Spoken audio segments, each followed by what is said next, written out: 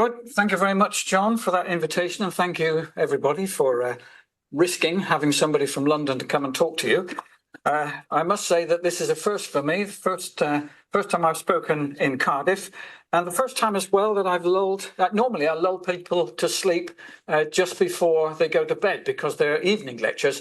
So this is an opportunity for me to do exactly the same thing, but 11 o'clock in the morning. Well, yes, thanks for your invitation. You have to admit the importance of geological pigments comes as no surprise in a way when you consider nature's palettes, of course, which we've got here. We can see the mainly tertiary and quaternary sequences of the Vinicunca Mountain near Cuzco in Peru. Before it goes off again.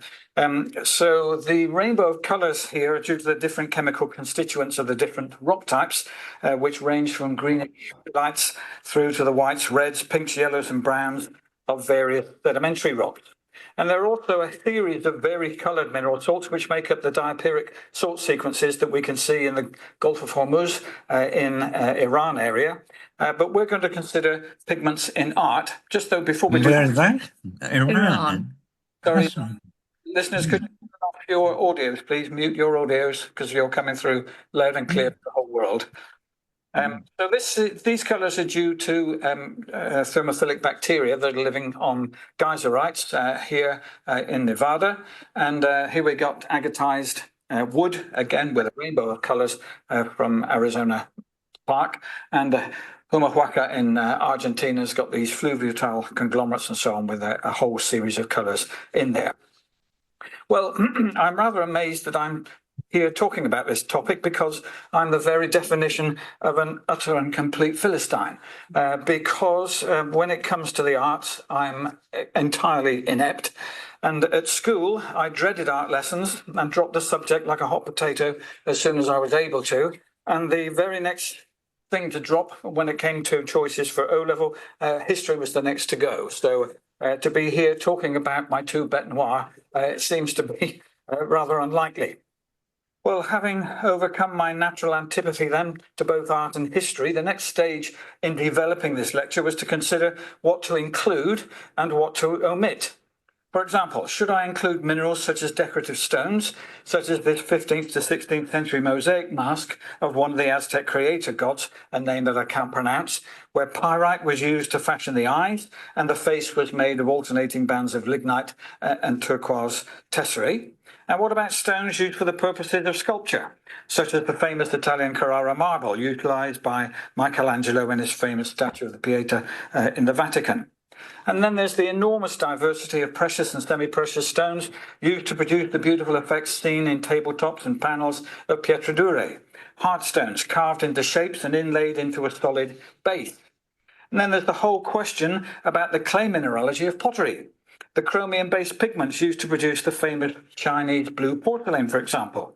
And then there's also the lovely images of geological materials and other records on paper, such as this plate from the Paper Museum of Castellano del Pozzo in the Royal Collections. Well, you'll be pleased to hear I've elected to ignore all of those. And other applications of minerals in artistic contexts in order to concentrate on the use of minerals in painting.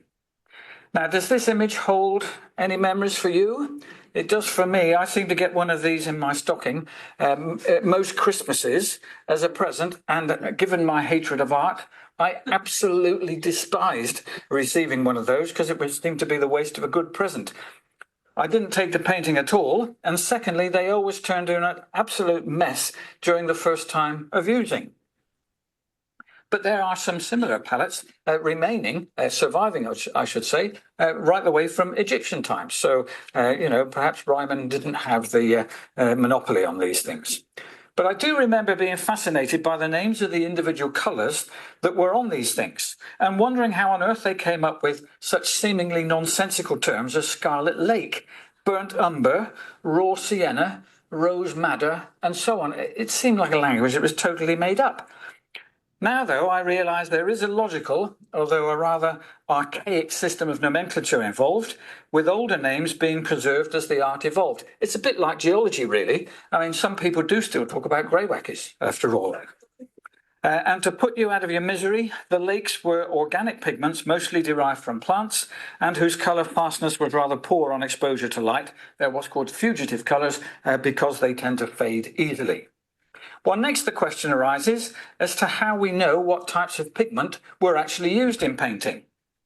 Well, for the Renaissance and early modern paintings, we're fortunate enough to have several manuals on the preparation and uses of natural pigments surviving.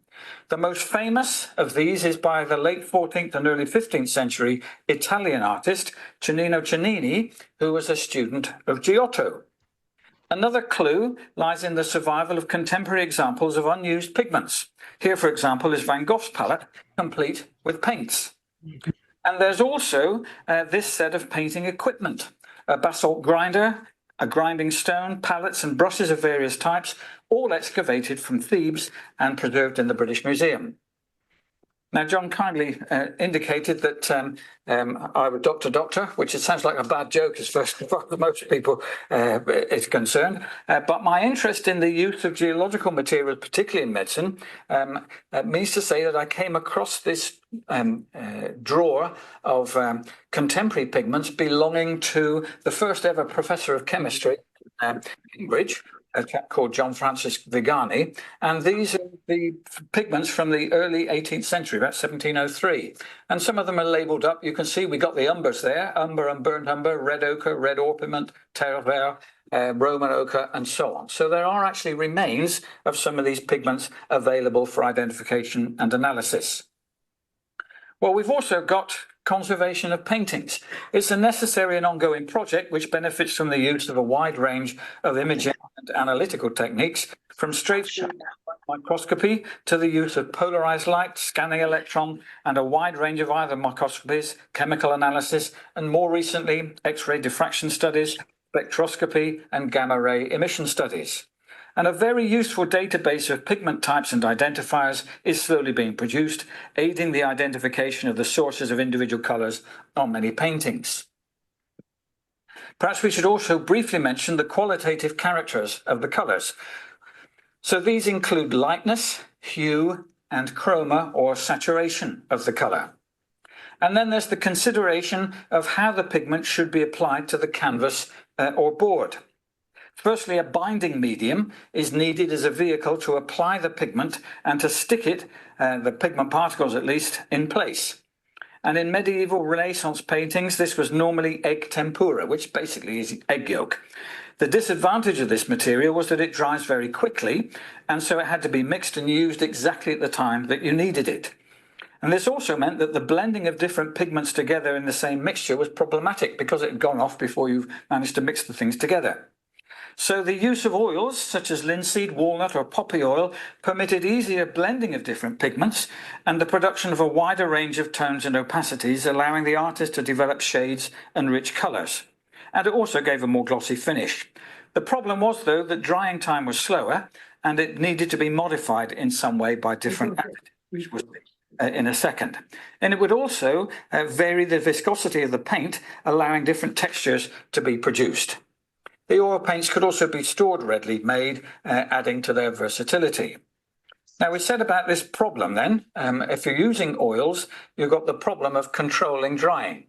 So because oils are really complex mixtures of chemicals, when they start to dry, a complex series of chemical reactions takes place, and that series of reactions takes place too slowly for the artist to be able to go on to another pigment and go over top, so they'd all mix together. So a series of drying techniques were used. The oils, for example, were pre-oxidized so that then they would attach to various components in the pigment and bind them together more quickly. Drying the painting in the sun before you gave it another coat or something, just like we might do with something we're building at home. Or alternatively, the use of drying agents. And these drying agents are known as secatives. And many of these were borrowed from the apothecary where they were used. They were used to dry up wounds. So they'd be placed on an ulcer or something like that, and they would dry up the wound, so they applied it to paint as well. And there were a series of minerals that were used in this respect. In particular, those listed here look litharge, massico, allanite or alum, goslerite, and pumice. And of those, I wonder if you've come across before. Well, you've probably come across allanite and pumice. I should think any self-respecting geologist would have come across those. Litharge, perhaps at the edge, but massico and goslerite, I take my hat off to you if you've ever come across these before. Well, litharge most of these, in fact, are secondary minerals. And litharge is basically a lead oxide that's a weathering product of various sulfides and so on, especially galena. And it gives a sort of a white mixture of small crystallites over the surface of the rock that's being weathered. Massico is another lead oxide, but a yellow one on this instance, and it's another alternative weathering product for galena. This material, though, goes back to the early 16th century in terms of its use, and this German manuscript from 1510 says if you want the varnish to dry quickly, add 3 quints of finely ground bright lead oxide, massico in other words, and when it's well boiled, let it cool and sieve it through a cloth and keep the varnish clean, and it'll be good for use. And in fact, some of these mineral bases were known as varnish to be incorporated into varnishes on lutes and violins and things before they were ever actually employed in paintings. And then there's allanite, hydrated potassium aluminium sulfate. Again, which is a weathering product, mostly of volcanic rocks. And this manuscript from the 1300s says if you want to make gold paint, take varnish and alum and linseed oil, boil everything together, and if it becomes too thick, add more oil. If it becomes too thin, add more alum. And this is available in the apothecaries. So this is where the painters would go to get their stocks of these various things. Goslerite. It used to be called zinc vitriol or white vitriol, and it's a hydrated zinc sulfate, which is a weathering product, mostly of sphalerite, but other zinc-containing minerals. And enormous deposits were discovered in the German city of Rammelberg, which is quite near to a place called Goslar, hence the name Goslerite.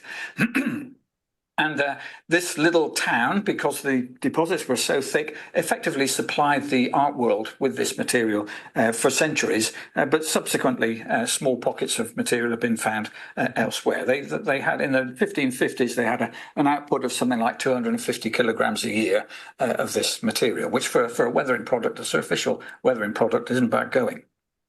And then there's pumice, of course, which everybody knows, volcanic rock, and the Strasbourg manuscript of the early 1400s. One should take as much as one wants of linseed oil or hemp oil or old nut oil, put white calcine bones into it and as much pumice, and let them boil into the oil, and hey presto, you've got your drying agent. Well, what about the pigments themselves then? Well, we should perhaps consider briefly the different qualities of certain pigments, which in turn would determine their choice in a different range of artistic contents. As listed on the slide, these are all fairly obvious, but the grain size is actually quite a surprising feature. Different grain sizes, especially in the cases of blue and green mineralogical pigments, affected the colour hue dramatically. Light fastness is a significant factor, as you can see here in this painting by Edward Hopper. The original greens had poor light-fast properties and have since degenerated into a series of blues. It looks as though it was painted that way, doesn't it? But those were actually green trees to begin with. And the lady's got a green dress on rather than that sort of forest green type one. Excuse me. Well, the first natural pigment we'll consider is the native mineral graphite, the crystalline form of the element carbon, which consists of stacked layers of graphene. The pioneering mineralogist Abraham Gottlob Werner coined the name graphite in 1789.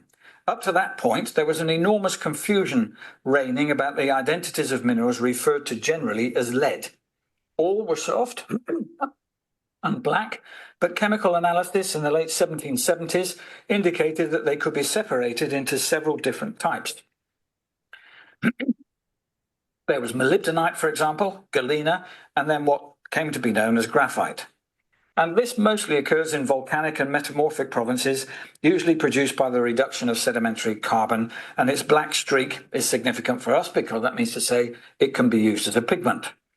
And an older name, which seems to have been applied to the mineral, is plumbago, or black lead, usually found in massive form. So that harks back to the earlier confusion, you see.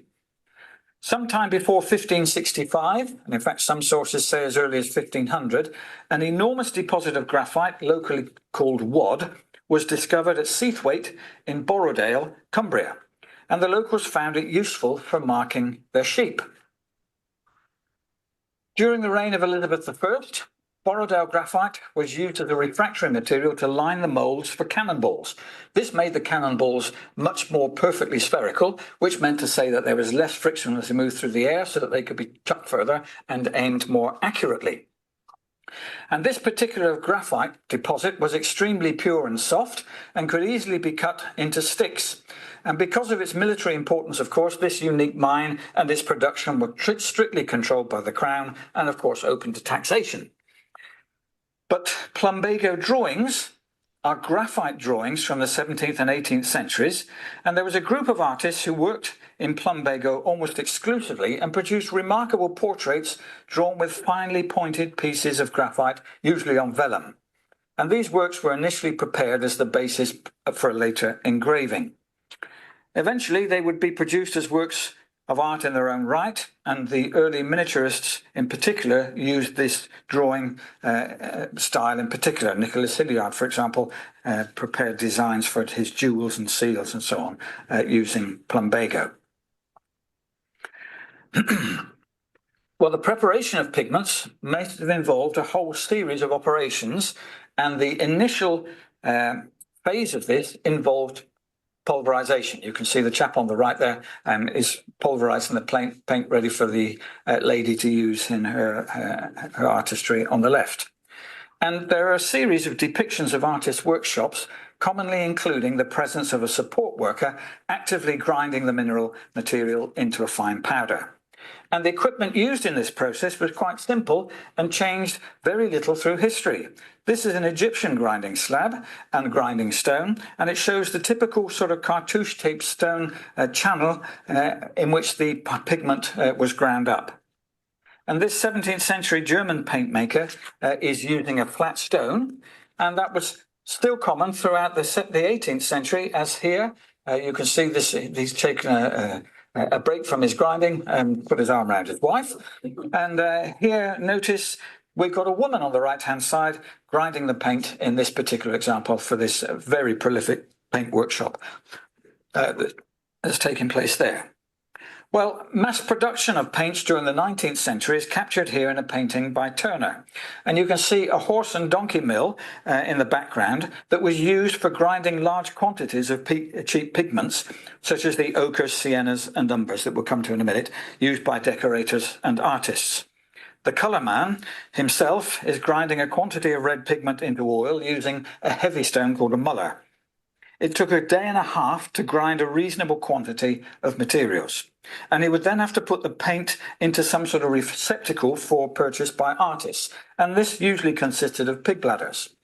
The red pigment shown here is simple red ochre that could have come from the donkey mill easily that is at the back of the workshop. Well, in Giovanni Battista Quadrone's witty Every Opportunity is Good painting from 1878, we're given a detailed look at the painter's paraphernalia, which includes several paint bladders on the low table behind the easel. Now, they're a bit difficult to see there, so I've blown it up and circled it in red, but there they are. There's also one bladder on the floor. Although this was painted well after the introduction of paint tubes, bladders remained relatively cheap and popular quite late in the 1800s. Well, Cennini, whom we've met before, had strong opinions when it came to processing the pigment. And he said this: to work it up properly, take a slab of red porphyry. See, the geology comes in everywhere. Which is a strong and solid stone, for there are various kinds of slabs for grinding colours, such as porphyry, serpentinite and marble. Serpentine's a soft stone and isn't good. Marble's still worse, for it's too soft. But porphyry is, it sounds like the three Goldilocks and the Three Bears, doesn't it? Porphyry is just right. and it'll better suit you if you get one of those which is not so very much polished and a foot or more in width and square. Then get a stone to hold in your hand, also a porphyry, flat underneath, rounded on top in the shape of a porringer, but smaller than a porringer. Shaped so that your hand will be able to guide it readily and to move it this way and that at will. Then take a portion of this black or of any other colour, the size of a nut, put it on the stone, and with the one you hold in your hand, crush this black up thoroughly.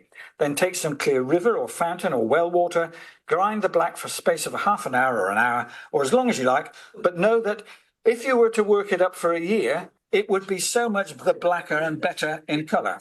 So the quality of your final result, I'm afraid, is going to be down to your dedication as far as grinding up the pigments are concerned. Well, before the pigment could be applied to the wooden board, or the canvas or the sculpture or whatever, the surface had to be prepared to receive it. Well, you have to prepare the plaster at home before it receives a coat of paint nowadays, don't you? And you use exactly the same stuff. It's usually involved applying a surface coat of gesso, a word derived from the Italian for gypsum. And this is a permanent absorbent primer comprising a mixture of a binder, which was usually rabbit skin glue, ground chalk, and plus or minus gypsum. And this gives the off-white colour, which acted as an excellent ground to receive any medium, whether it's tempera, watercolour, or oil. And now let's talk about some pigments. Now, it's only taken me half an hour to get to the pigments, so if you've got your calendars with you, we'll be able to work out when I'm going to finish. So at last you might be thinking we come to the pigments themselves. Let's start by considering the simplest, the earth pigments or ochres. Well, this is a family of natural clay earth pigments which come in a variety of colours depending on their mineralogy. As you can see, the different colours are produced by the varying amounts of 3 different minerals in the mix: all iron oxides, limonite, hematite and goethite. Smaller contaminants of ilmenite may add titanium to the mix of cations, which determines the colour. And all 3 of these are weathering products, although hematite and goethite also occur as precipitates and form occasional ore bodies. Although not listed in the table there on the screen, the streaks of these minerals give clues as to their possible use as pigments. One of the first lessons you have in mineralogy is the use of the streak plate, and you're told that hematite has a cherry red streak. I can almost see the words going through your brain. And it's true, that determines the colour of the pigment. And goethite is brown and limonite is yellow. Limonite usually forms from the hydration of hematite and magnetite, and goethite usually forms in the oxidation zone in the soil and is associated with a change in state of the iron cations from ferrous to ferric iron. Well, one of the most classic and instantly recognisable uses of the hematite-based pigment red ochre is from the famous Le Chauvet cave in the Ardèche in southeastern France. Discovered in 1994 and now a UNESCO World Heritage Site, the cave seems to have been occupied during Aurignacian and Gravettian times, that is about 32,000 to 30,000 years ago. And this is the famous handprint. The painter was probably left-handed because the print is of the right hand, laid on the rock. Red ochre was mixed with either blood or saliva and spat over the hand in some way, using it as a stencil. Probably there was a tube held in the mouth to yield that scarlet silhouette. The hand isn't alone, though, however. One of the first sights that greeted the cavers who first broke into the system was this constellation of hands. Indeed, the cave contains over 400 handprints, as well as renderings of mammoths and other local fauna. It's even been suggested that this might be part of a rendition of a volcanic eruption. Red ochre might have been used by Homo erectus as much as 1.5 million years ago, and certainly by Neanderthal man 250,000 years ago. By 100,000 BC, ochre was being used widely, with centres being set up to receive excavated ore for processing and subsequent trading. The Blombos cave, found in the coastal cliffs 200 miles east of Cape Town, was discovered in 1991 and records some fascinating details concerning the history and use of ochre. In 2008, an ochre processing workshop consisting of two toolkits was uncovered in the 100,000-year-old levels. Analysis showed that a liquefied pigment-rich mixture was produced and stored in these 2 Haliotis abalone shells. In 2002, two finely graved ochre pieces were reported from the 70,000-year level, and the surfaces of both pieces were intentionally modified by scraping and grinding, and the engraved pattern formed a distinct crosshatched design. And in one example, this was combined with parallel incised lines. Arguably, these pieces of ochre represent the earliest form of abstract representation and conventional design tradition recorded to date. And then there are the famous Upper Paleolithic cave paintings at Lascaux in the Dordogne. The cave contains nearly 6,000 figures, which can be grouped into three main categories: animals, human figures, and abstract signs. And ochres are used extensively, probably mixed with the animal fat and applied by dabbing onto the cave wall. Now, when you look at those sources, does that remind you of anything? It reminds me of Walt Disney's cartoon, one of the early ones. What is it? The Aristocats or something? One of those, anyway. That I can't recall all my Disney films straight off, but it's these sort of almost caricatures of horses. Well, over 900 animals can be found represented in these caves, and ochre was the most commonly used pigment for painting walls in the ancient Mediterranean world. On the right, we've got ochre paintings in the Tomb of Nut in ancient Egypt, dating from the 15th century BC. And in ancient Egypt, yellow was associated with gold, which was considered to be eternal and indestructible. The skin and bones of the gods were believed to be made of gold, and the Egyptians used yellow ochre extensively in tomb painting. And on the left, we've got the fresco of a Roman villa preserved under a covering of pyroclastic deposits from the eruption of Vesuvius that destroyed Pompeii and Herculaneum. In classical antiquity, the finest red ochre came from a Greek colony in Cappadocia on the Black Sea, the site of the modern city of Sinop in Turkey. It was carefully regulated, very expensive, marked by a special seal and called sealed Sinope. Later, the Latin and Italian name Sinope was given to a wide range of dark red ochre pigments.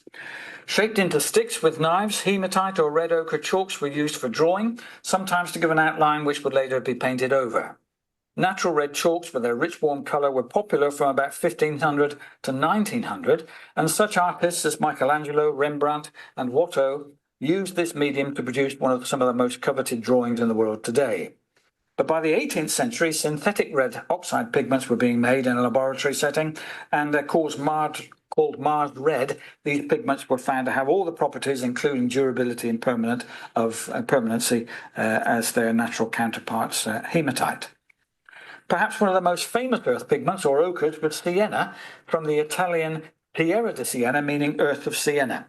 It contains iron oxide and manganese oxide, and is also referred to as terra rossa. That's the geological context you might have heard of it in mostly.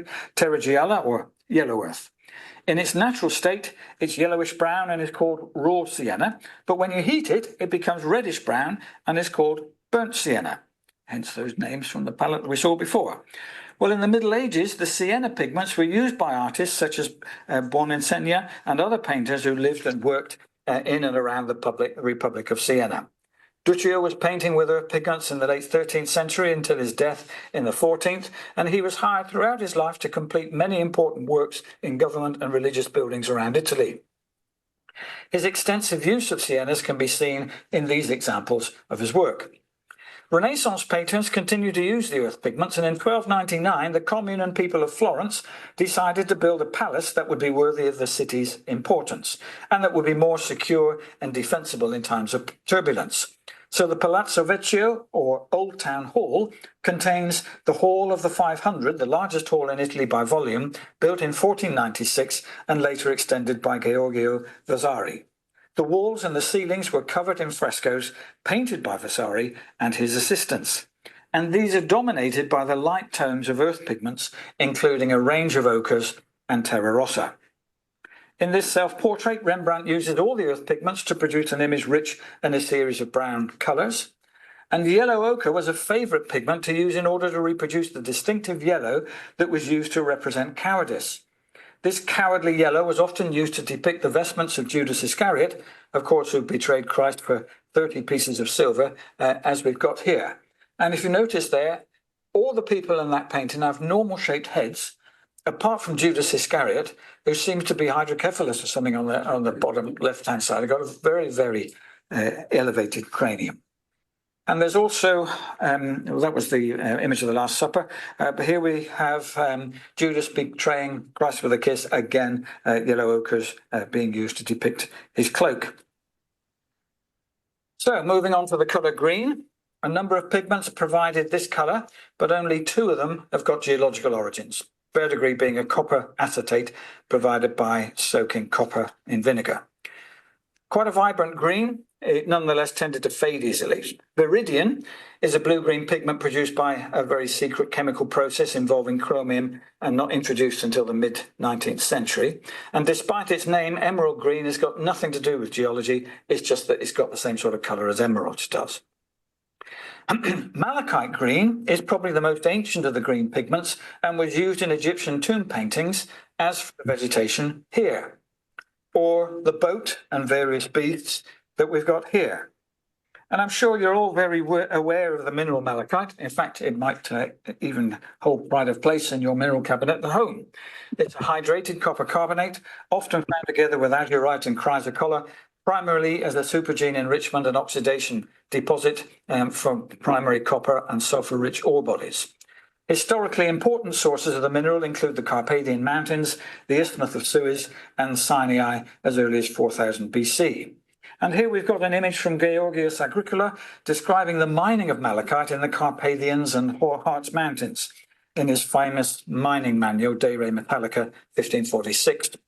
He noted that the malachite-laden water resulting from reaction with copper ore deposits was passed through a series of graded sluices that you can see here. Well, its colour is a striking green, and the mineral is very popular for all sorts of decorative purposes. Cennini advises grinding the pigment quite coarsely, too fine, and the colour becomes quite pale. And this modern reconstruction of the preparation of the pigment shows it being coarsely ground in a brass pestle and mortar before being transferred to a ceramic one. And once at the required grain size, the pigment is washed and the water containing any impurities is decanted off through several cycles. The pigment is then dried before being mixed in a medium for application. Then what do you use it for? Well, it was very popular in the Renaissance. Giotto used it in the early 14th century to colour the robes of the Madonna as she held the Christ child. But a very, very strangely proportioned child indeed, if you ask me. This continued into the 15th century when De Verrocchio also used it for the robes of the Madonna and the dark green vestments of the angel on her left.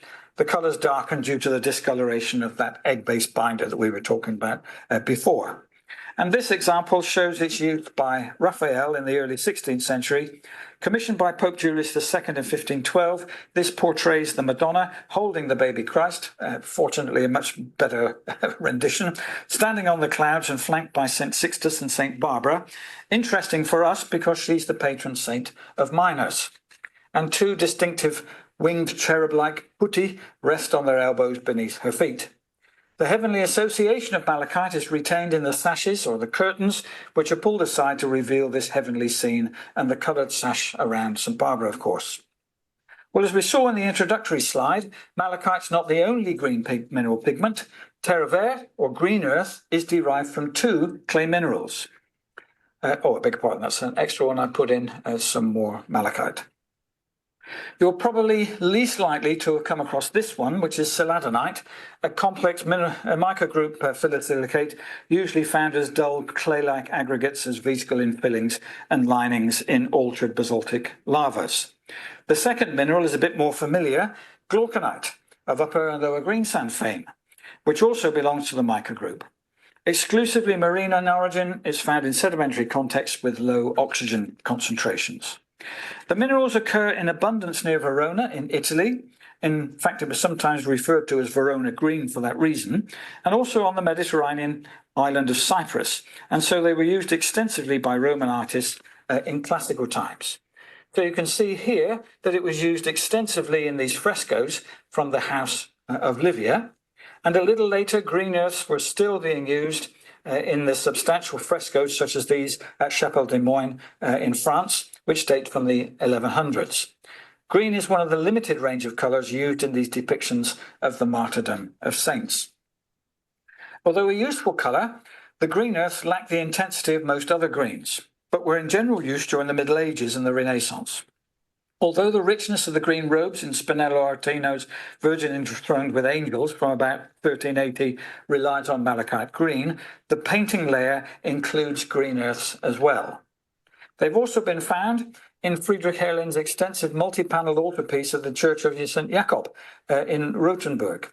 And here, Michelangelo's unfinished Virgin and Child with St. John and the angels, popularly known as the Manchester Madonna. Excuse me, everybody. From about 1497, shows how an underpainting of green earths, visible particularly on the left, was used to achieve realistic flesh tones.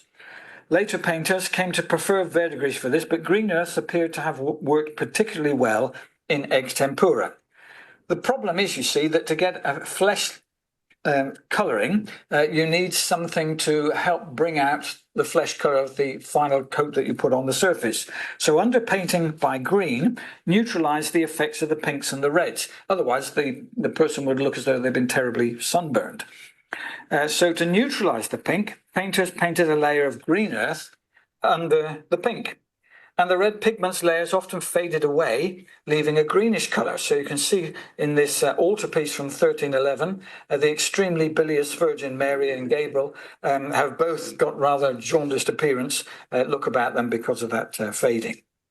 Well, as might be expected, the earths were popular amongst the early landscape painters as well. And here, slightly later, Jan Victors provides a fine example of the natural colour of green earths in the greengrocer at the sign of the boys' school. It's rather bluish green, dull colours are obvious in the clothing of the children particularly, and in most of the fruit and the vegetables. And if you know anything about art, Vermeer didn't seem to be able to paint anything unless it was next to a window. And so his early masterpiece, Girl Reading a Letter at an Open Window, the Trompe l'oeil curtain showcases a combination of green earth, white lead, and a touch of lead tin yellow in the lighter tones. And this unexpected blend creates a unique visual effect that adds depth and complexity, particularly to the curtains. And there's another window again, look, same artist. His lady standing at the virginal, the green earth of the lady's dress contrast strongly with one of his favourite pigments, ultramarine, which is used for the chair. And this final example from 1503 shows the use of green earths in the background landscape, but malachite green reserved for the tunics for the foreground figures. So by about 1700, the green earths had become a little bit too dull, and they went quietly into retirement, being replaced by other things. Of the range of blue pigments commonly used, two are derived from the mineral kingdom, azurite and ultramarine. Azurite is a copper carbonate, often co-occurring with malachite in supergene enrichment and oxidized zones of copper ore bodies, and the crystals have got a deep blue colour and light blue streak, heralding its use as a pigment. The name azurite comes from Latin, a word borrowed from a Persian root for blue. Occasional use of azurite as a paint pigment began with the Egyptians, and according to some authorities, azurite was found in paint pigment as early as the 4th dynasty in Egypt. But the pigment wasn't commonly used until the Middle Ages. Preparation involved a similar series of steps to that required for malachite green. The brightness of the blue azurite as a final pigment is quite important.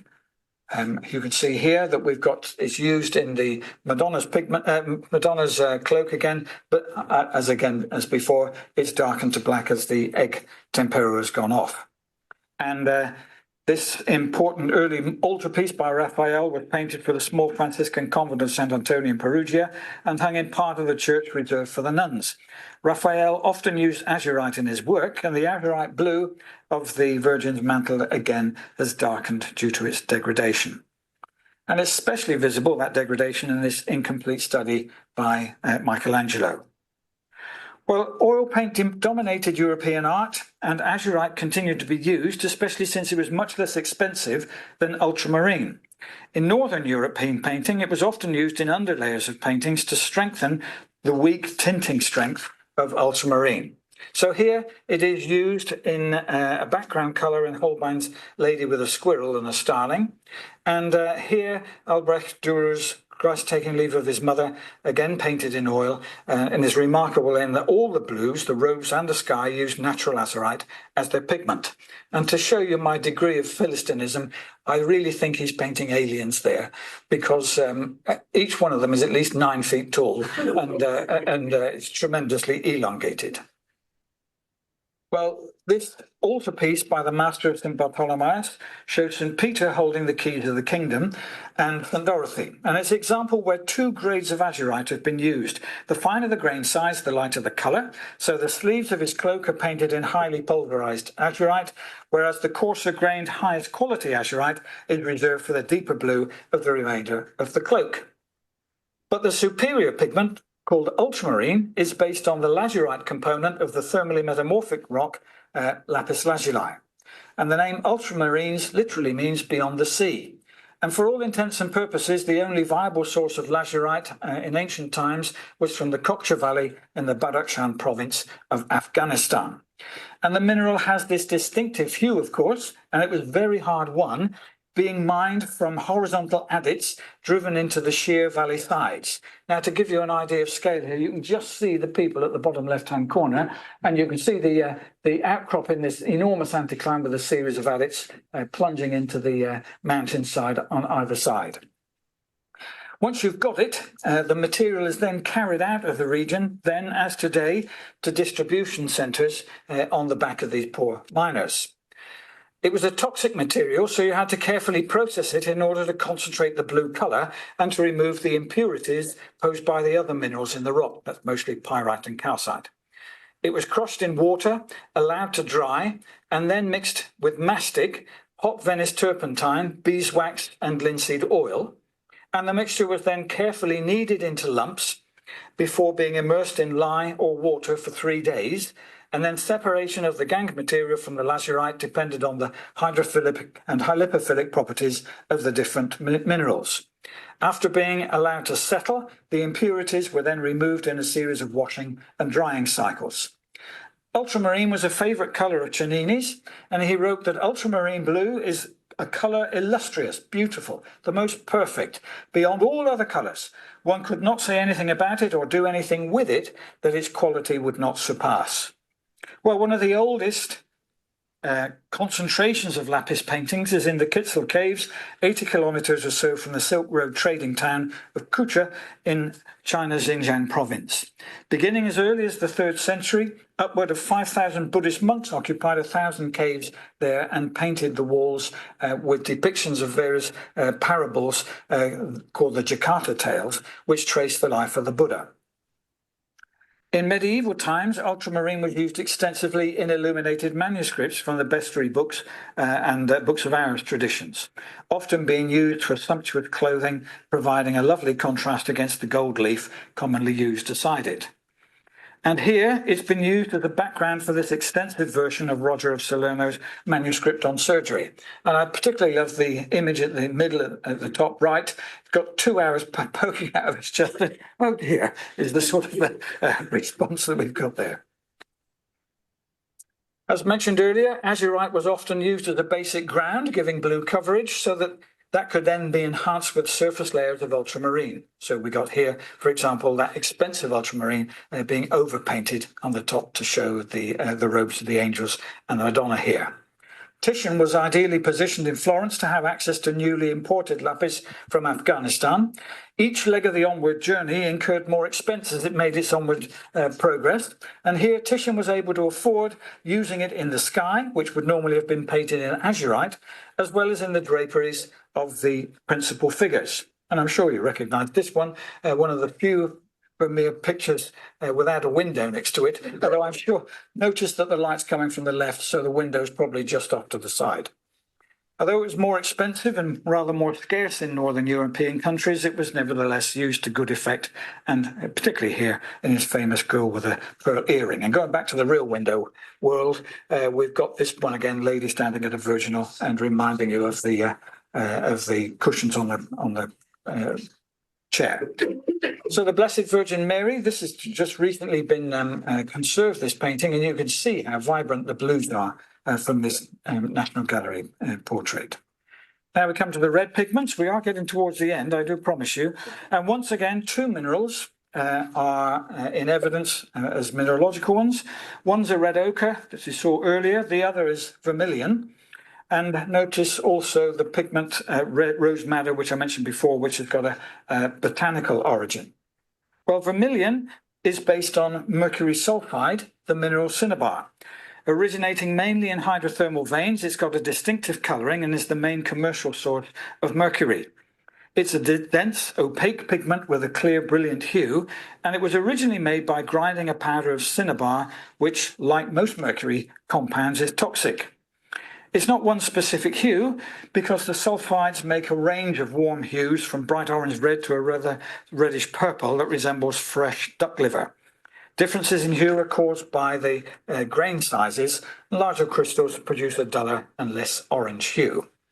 Well, this pigment was a side product of the mining of mercury, and mining cinnabar was difficult, expensive, and dangerous because, of course, of the toxicity of the mercury.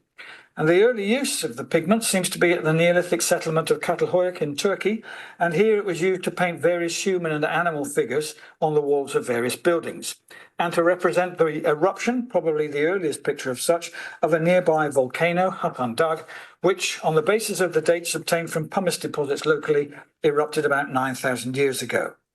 In China, cinnabar was used as a pigment by the Yangshao culture, 5,000 to 4,000 BC, for application onto these oracle bones, which were prophetic tortoise plastrons and so on, used to tell the future. Cinnabar was also used as a colorant in Chinese lacquerware, and the lacquer or shellac was obtained from cuts made in the trunk of a particular tree, and the cinnabar was then mixed into the resin to give the distinctive coloration. The principal source of cinnabar for the ancient Romans was the Almaden mine in northwest Spain, which was worked by prisoners, and of course life expectancy amongst the workforce was very, very low.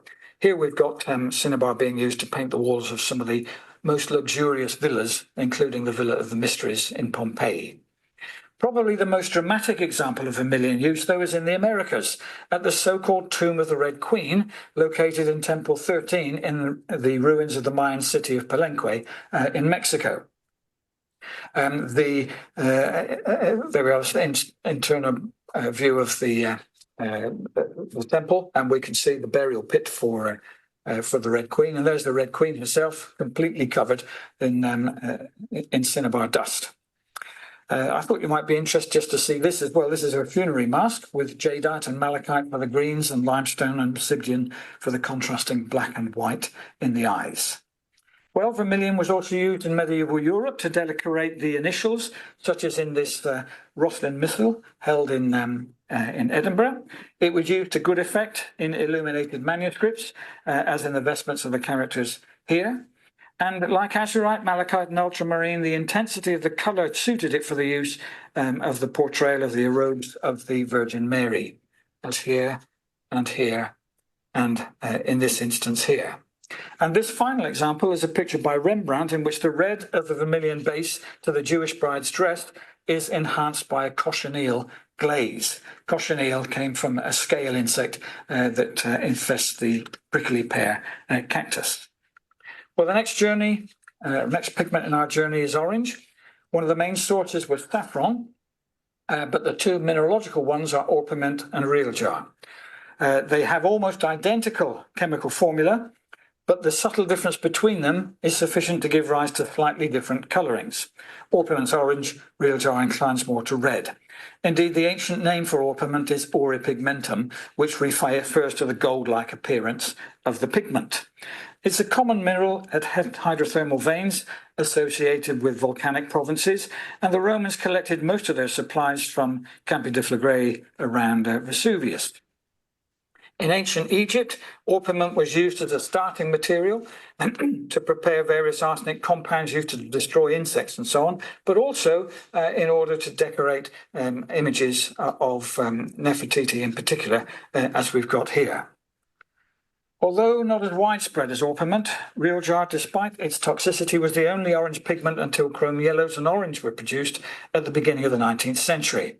And an interesting feature of realjar is that prolonged light exposure turns it to a yellow compound called parareal jar without changing its elemental composition. So you can see here parareal jar top left and the as the sort of decay product of the real jar itself. Well, Giovanni Bellini was an innovative painter throughout his career, and he adopted materials and colours that augmented and defined the Venetian palette, such as indigo and arsenic pigments of orpiment and so on.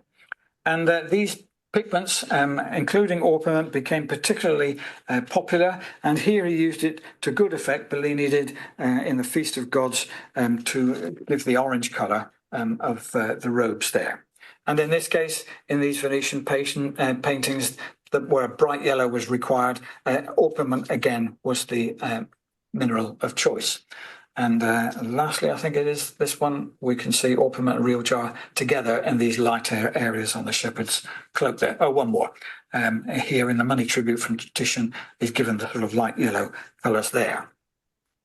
Now we come to our final group of mineralogical pigments. That's the native metals, gold and silver. And the application of gold or silver to a surface was quite complex. Gold could be applied as an ink in an inexpensive, in an expensive powdered form for use in detailed work such as you've got here. And basically, tiny pieces of real gold, normally obtained either from the waste gold from goldsmithing or gilding, ground up gold leaf fragments that it might have come across from ground painting or another gilded object were used. And they were called shell gold because it was held in a shell for painting.